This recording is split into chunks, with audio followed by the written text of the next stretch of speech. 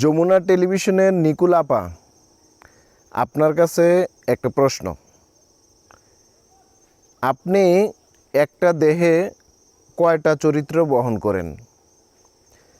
আপনি 2024 সালের 3রা আগস্ট আপনার এই টিভি চ্যানেলের মাধ্যমে সারা বিশ্ব প্রায় আপনার মাধ্যমে জানতে পেরেছিল এই দেশে একটি গণহত্যা হয়েছে বা গণহত্যা হচ্ছে। আপনার শুতে যেই আপনি কান্না করেছিলেন, একদম কান্নায় ভেঙে পড়েছিলেন, নিজেকে নিয়ন্ত্রণ করতে পারেননি মীর মুগ্ধের মৃত্যুর কথা স্মরণ করে। সেই শোটা সারা বিশ্বে ভাইরাল হয়েছিল এবং আপনিও এই শোয়ের মাধ্যমে পরিচিত হয়েছেন। দেশের মানুষ, দেশের একদম যারা আপামর জনতা সবাই আপনাকে এই কান্নার জন্যে ভালোবাসে। যে আপনি যে কান্না করেছিলেন তাতে বোঝা গেছে আপনি 24-এর গণহত্যা বিরোধী ছিলেন, আপনি গণতন্ত্রের পক্ষে ছিলেন এবং ছাত্র জনতার পক্ষে ছিলেন। কিন্তু এসএম শাহরিয়া কবির ভাইয়ের সাথে আপনি টক শোতে যে আচরণটা করলেন। আপনি আমার অনুষ্ঠানে সম্মানিত অতিথি, আপনার প্রতি সম্মান রেখেই বলছি, বিজয়ের মাস চলছে, তো বিজয়ের মাসে যমুনা টেলিভিশনের সেটে দাঁড়িয়ে আপনি বঙ্গবন্ধুকে বিশ্বাসঘাতক বলেছেন। আমি আমার জায়গা থেকে বাংলাদেশের স্বাধীন বাংলাদেশের নাগরিক হিসেবে এর প্রতিবাদ জানিয়ে রাখলাম। আপনাকেও বলে দেই, সেটি বঙ্গবন্ধু না, আপনার কাছে হতে পারে। শুনেন, আপনি বঙ্গবন্ধুকে তিনি বাটপার বলাতে, বঙ্গবন্ধুকে নিয়ে তিনি কথা বলাতে আপনার খুব কষ্ট লাগছে।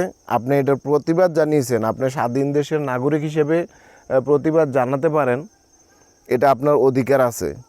কিন্তু একই দেহে আপনি কয়টি চরিত্র বহন করেন? আপনি এখানে আরেকটা প্রশ্ন করেছেন যে -4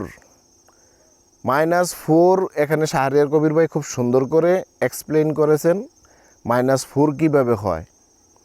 যে শেখ হাসিনা নিজের কৃতকর্মের জন্যে, নিজের অপকর্মের জন্যে দেশ ছেড়ে নিজে পালিয়েছেন, শেখ হাসিনার ছেলে নিজে দেশ ছেড়ে পালিয়েছেন, সেই অপকর্মকারী, সেই দুষ্কৃতিকারী শেখ হাসিনার সাথে আপনি মিলাইলেন কাকে? আপোষহীন নেত্রী, গণতন্ত্রের মা বেগম খালেদা জিয়াকে। এটা আপনার কেমন ধরনের রিসার্চ বা কেমন ধরনের ধারণা?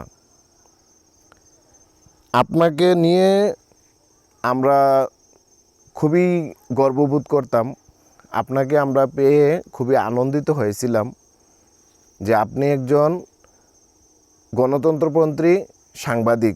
আপনি অন্যান্য অনেক সাংবাদিকের মতো কাউকে মনে করেন যে পদলেহন করে বা কাউকে তৈলমর্দন করে আপনি সাংবাদিকতা করেন নাই। আপনি জনগণের জন্যে, জনগণের পক্ষে কথা বলার জন্যে সাংবাদিকতা করেন। আপনি এই বিশ্বাসটা ভঙ্গ করে দিলেন। আপনার বঙ্গবন্ধু প্রেম, আপনার শেখ হাসিনার প্রতি ভালোবাসা আপনার এই 24-এর চেতনাকে ধ্বংস করে দিল। আপনি যমুনা টেলিভিশনকে কলঙ্কিত করলেন এই প্রতিবাদের মাধ্যমে। নিকুল আপাকে বলবো, আপনি প্রকাশ্যে এসে ক্ষমা চাইবেন, দেশবাসীর কাছে ক্ষমা চাইবেন, এসএম শাহরিয়ার ভাইয়ের কাছে ক্ষমা চাইবেন।